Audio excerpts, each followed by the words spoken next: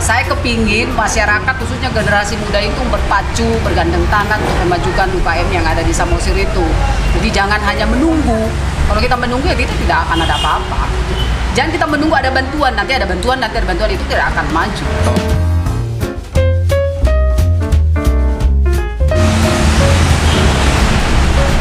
Horas, selamat pagi. Kembali kita berjumpa dalam program Green Berita TV Mendengar bersama saya Fernando Stanggang. Hari ini kita berada di Royal Cafe and Resto di kawasan Jalan Singamaraja, Kota Medan. Saat ini kita kedatangan narasumber dan berbincang santai bersama seorang advokat dan juga pelaku UMKM, yaitu Amang Lastro Sitinjak, sarjana hukum. Horas lah ya, apa kabarnya? Saya buka mas. Iya, boleh. Horas. Iya. Sehat lah Iku? Sehat. Puji Tuhan. Kemudian ada Ibu Ria Gurning, salah seorang pemerhati wisata Samosir dan juga pemerhati pelaku UMKM di Samosir. Horas, Kak Ria, apa kabar? Puji Tuhan Kak. Sehat Kak? Iya, luar biasa. Baik, Amang Lastro Sitinjak, boleh nggak dikenalkan dirinya singkat kepada para penonton kita di Green Berita TV? Oke. Nah baik, jadi nama saya Lastro Sitinjak yang lahir di Samosir, tepatnya di Kecamatan Sitetio. Iya. Di Desa Hulbung. Oh, di Hulbung lahirnya ya? Di Hulbung. Oh. Sekitar 43 tahun yang lewat. Oh tentunya. iya. Nah, berawal dari situ sebenarnya bahwa ada sebuah kerinduan terhadap kampung halaman dan kampung kelahiran kita, bahwa tugas kita begitu mendapatkan pengetahuan di perantauan, kita akan kembali ke daerah kita, yaitu Tanah Hatubuan. Apa yang bisa kita sumbangkan hari ini?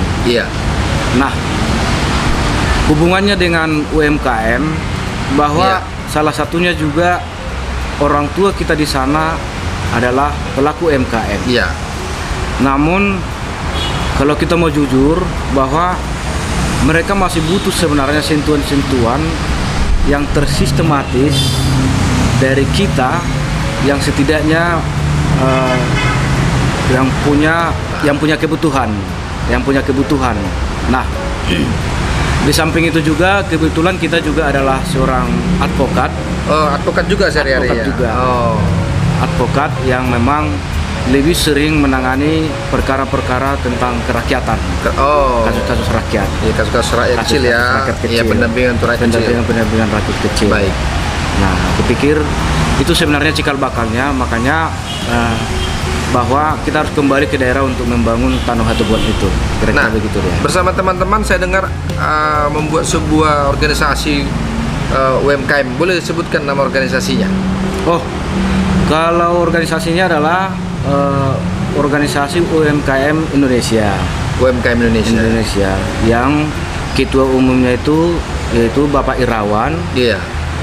Yang sudah berdiri mulai tahun 2018. Iya. Kemudian dibentuk di Sumut tahun 2021.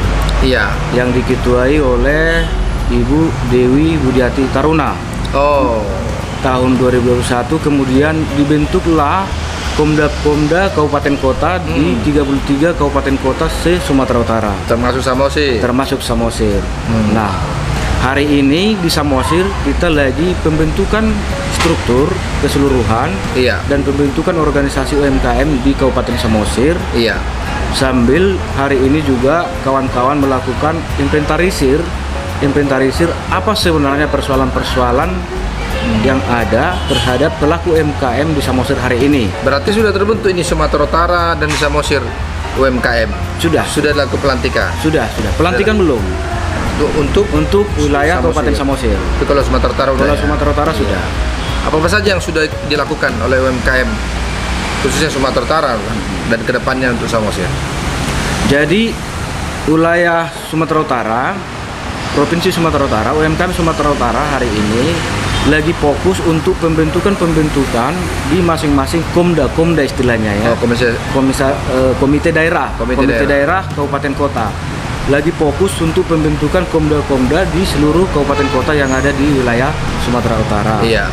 Sembari juga mereka lagi mempersiapkan apa sebenarnya kebutuhan daripada pelaku UMKM itu, sehingga bisa menjadi satu wadah untuk mengambil sebuah sikap apa yang harus kita lakukan terhadap pelaku UMKM hari ini. Kalau UMKM Samosir saat ini apakah sudah mendata UMKM Samosir ya? UMKM ya. Komda UMKM Samosir apakah sudah mendata berapa sih jumlah UKM dan UMKM yang ada di kabupaten kita ini? Kalau tentang mendata berapa maksudnya lembaga UMKM-nya? Iya, lembaga UMKM-nya. Pelaku UMKM-nya. Pelaku UMKM-nya. Kalau untuk pelaku UMKM-nya masih dalam proses menginventarisir. Iya. Menginventarisir artinya pelaku UMKM itu berapa banyak di Samosir hari ini? Mungkin datanya masih kita persiapkan karena kawan-kawan lagi bekerja. Kemudian apa persoalan-persoalan yang ada di pelaku UMKM di Samosir itu? Kemudian menurut pandangan sekilas mata apa yang menjadi persoalan? kalau kita melihat sebenarnya adalah tentang SDM dan kualitas. Kualitas daripada pelaku UMKM kita hari ini. Bahwa pelaku UMKM kita hari ini belum bisa menembus setidaknya dia di pangsa daerah Sumatera Utara. Pemasarannya. Nah, itu dia. Kemudian yang kedua, kualitas inilah yang menjadi acuan kita. Contoh, mereka punya produk tersendiri. Punya produk, tetapi produk itu masih dikonsumsi di lokal Samosir saja. Belum bisa masuk ke daerah Sumatera Utara ataupun ke pangsa nasional. Harapan kita adalah bahwa ketika misalnya pelaku UMKM bisa menaikkan kualitasnya sesuai dengan kebutuhan nasional atau bahkan internasional menjadi ekspor, apa salahnya? Sehingga bisa menaikkan pendapatan daripada pelaku UMKM itu. Kalau kita misalnya melihat di beberapa daerah di Sumatera Utara, Sergei sebenarnya Serdang Bedaga itu, mereka sudah bisa mengelola hasil kreativitas daripada pelaku UMKM itu sehingga menjadi nilai pendapatan mereka di daerah Sergei. Sebenarnya Sergei hari ini masih sebagai acuan kita untuk berbicara sumur. Maka di sepanjang pasar bengkel itu, semua produk-produk yang ada di pasar bengkel itu adalah hasil daripada kreativitas masyarakat di Sergei itu. Iya, baik. Terima kasih Pak Lastro Sitinjak, Amang. Mungkin kita kepada Ibu Ria Gurding dulu. Ibu Ria Gurding, sebagai Anda seorang pengamat wisata dan juga pelaku UMKM di Samosir, menurut Anda apalah yang menjadi persoalan para pelaku UMKM di Samosir saat ini? Kalau persoalan yang utama, satunya yang seperti yang disampaikan Bapak Sitinjak tadi, Pak Lastro, adalah SDM. Yang kedua mungkin seperti yang kita bahas-bahas sebelumnya kan, ada salah satu produk yang memang bahan bakunya itu tidak dari Samosir, tapi masyarakat itu ingin mengelola bahan tersebut di Kabupaten Samosir. Secara benefitnya menurut saya itu sangat merugikan, karena cost-nya kan lebih besar. Kenapa tidak yang ada di Kabupaten Samosir itu kita kelola, kita kembangkan, mungkin seperti OPA itu bisa go internasional loh, asal kualitas dan cara manajemennya itu tentu harus lebih bagus lagi dari masyarakat yang sebelum lakukan gitu. Jadi menurut Anda mengembangkan UMKM di Samosir itu harus sesuai dengan bahan baku yang ada di Samosir? Kalau menurut saya. Contohnya apalah kira-kira? Ya contohnya kan seperti OPA, terus terong Belanda. Nah, kenapa terong Belanda itu lebih adanya di bukan, dia tidak. Jadi yang ini belum dikelola. Kalau setahu saya terong Belanda itu tidak ada dikelola di Samosir. Yang tahu saya tahunya di Brastagi. Tapi sudah ditanam di Samosir. Ada di daerah Rompidul ada. Ada ya. Ada. Kenapa tidak itu dikembangkan? Ubi kayu ya. Ubi kayu. Kentang juga di daerah Pertukunan Gijang ya. Kalau itu kentang, kalau saya rasa itu kan harus daerah dingin ya, dan itu membutuhkan kos yang lumayan. Maksudnya hasil dari produk kentang masyarakat petani di sana bisa dikelola langsung sehingga meningkatkan nilai benefitnya. Boleh. Maksudnya kalau memang ada bahan bakunya tersedia dengan baik, Iya, kenapa tidak kita kembangkan seperti itu? baik. Kira-kira menurut kakak SDM-nya bagaimana saat ini yang ada di Samosir? Saya memperhatikan, jujur ini, Iya. jujur, jadi saya memperhatikan SDM di Samosir itu masih rendah. Saya kalau mungkin secara gaya hidup, Iya. di Samosir itu is the best loh. Is the Mengikuti. best- is the best Maksudnya maksudnya? begitu paling bagus lah ya, Oh. tidak ketinggalan zaman, Iya. bisa. Tapi kenapa di mindsetnya itu kok gitu-gitu aja gitu loh. Jadi tidak mau membangun dari diri sendiri. Jadi maunya kita bangun dari diri sendiri dulu. Jangan hanya mengikuti dengan gaya yang 2021 milenial yang sekarang, yang dikatakan orang dengan yang sekarang, tapi diri sendiri itu tidak berpotensi untuk melakukan apa yang harus kita buat untuk Samosir. Salah satunya SDM-nya itu kepingin SDM-nya itu kalau mungkin nanti Pak Lastro sudah dilantik di Kabupaten Samosir, harapan saya nantinya SDM-nya itu dibuat sebuah pelatihan. Tapi pelatihan itu berkesinambungan gitu loh. Berkesinambungan tidak sampai di situ saja gitu. Jadi nanti mungkin ada program, mungkin saya nanti bisa memberikan program juga sama Iya. UMKM Samosir. Jadi kita memberikan pelatihan dengan catatan tidak menggunakan APD-nya Kabupaten Samosir, itu tidak akan cukup. APBD Samosir itu tidak akan bisa. Tidak akan bisa karena mungkin itu digunakan mungkin lah ya, biarkanlah kebutuhan masyarakat khususnya termasuk dinas sosial. Nah, di dinas sosial nggak apa-apa ya saya Iya, kaitkan nggak ya. apa-apa. Di dinas sosial itu saya sudah pernah mau mengadakan sebuah pelatihan di situ sama kadisnya. Itu saya sudah pernah, mungkin karena pandemi kita batalkan. Iya. Di dinas sosial itu ada anak-anak yang berkebutuhan khusus memiliki kreativitas yang luar biasa, dan itu tidak pernah diangkat untuk di Kabupaten Samosir. Itu salah satu kendala. Nantinya mungkin Pak Lastro bisa menelusuri itu.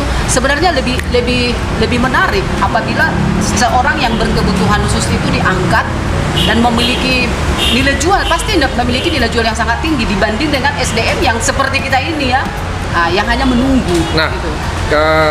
Karya itu kalau setelah melihat ke lapangan, apa sih yang menjadi keluhan daripada para pelaku UMKM di Samosir ini? Sebenarnya keluhannya itu bahan baku, ya salah Iya. satunya. Misalkan kita bertenun, untuk membeli benang itu harus keluar, ya kan? Kita harus Iya. keluar dan kosnya lumayan. Itulah salah satu untuk bertenun. Yang kedua, jiwanya untuk generasi muda sekarang kurang. Jiwa apa? Untuk Berwirausaha. berkreativitas itu, berwirausaha, Berwirausaha. kurang. Mungkin saya juga melihat ada apa, tapi mungkin karena daerah wisata, sebenarnya wisata dengan UMKM itu kan saling ketergantungan ya, saling berhubungan baik gitu loh. Nah, kalau misalkan terkait pemasaran gimana menurut kakak? Kalau pemasaran sampai saat ini masih di intern ya, intern Kabupaten Samosir belum bisa tembus ke mancanegara lah, khususnya taruhlah nasional dulu lah, belum bisa tembus pasar dia. Kecuali mungkin ada salah satu mungkin UKM yang dia kelola sendiri, ya mungkin karena modal bagus bisa dia tembus. Tapi secara umum belum bisa, secara umum ya. Tapi hanya beberapa lah yang bisa tembus ke mancanegara. Itu pun karena modal dia sendiri yang memiliki modal yang sangat tinggi lah ya, tapi secara umumnya tidak ada. Gitu ya. Berarti itulah yang saat ini yang terjadi di Samosir ya. Baik. Nah, harapan kakak ke depannya untuk pemerintah maupun organisasi-organisasi seperti UMKM Samosir ini. Harapan saya UKM di Samosir itu, pelaku UKM di Samosir sangat banyak. Mungkin nanti Pak Lastro bisa melihat sendiri turun langsung ke lapangan. Kebetulan nanti hari Sabtu ini saya turun ke daerah Pintu Sona melihat salah satu UKM pertonun, tapi ATBM. Alat tenun bukan mesin. Ya, jadi itu sendiri, dia punya UKM sendiri ya, yang menurut saya dia kayaknya belum lama, tapi justru hal-hal seperti itu yang membuka UKM seperti itu.